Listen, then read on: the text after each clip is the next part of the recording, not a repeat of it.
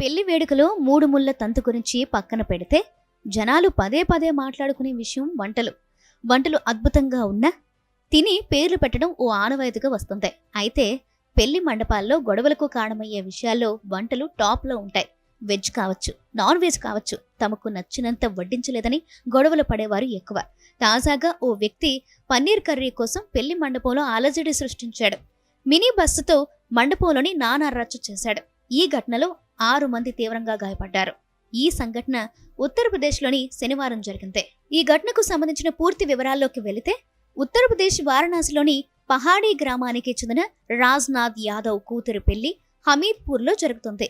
ఈ నేపథ్యంలో శనివారం పహాడీ గ్రామం నుంచి పెద్ద సంఖ్యలో బంధుగణం హమీద్పూర్ చేరుకున్నారు. రాత్రి విందులో mini bus driver Dharendra Yadav కూడా పాల్గొన్నాడు. తనకు ఇష్టమైన పన్నీర్ కర్రీని ఇంకా కొంచెం ఎక్కువ వెయ్యాలని వడ్డిస్తున్న వారిని అడిగాడు. అందుకు వాళ్ళు ఒప్పుకోలేదు. దీంతో ధరేంద్ర వారితో గొడవపడ్డాడు. అయినా వాళ్ళు ఒప్పుకోలేదు.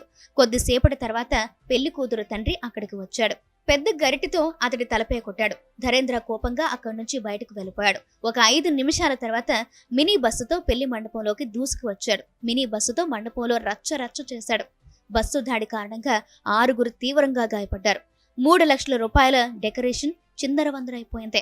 గాయపడ్డ వారిలో పెళ్లి కొడుకు తండ్రి, పెళ్లి కూతురి చిన్నాన్న కూడా ఉన్నారు. గాయపడ్డ 6 వారణాసిలోని ట్రామా కేర్ సెంటర్కు తరలించారు. బీభత్సం సృష్టించిన తర్వాత ధరేంద్ర బస్సుతో సహా అక్కడి నుంచి పరారయ్యాడు. సమాచారం అందుకున్న పోలీసులు సంఘటనా స్థలానికి చేరుకున్నారు. కేసు నమోదు చేసుకుని దర్యాప్తు చేపట్టారు. నిందితుడి కోసం గాలిస్తున్నారు.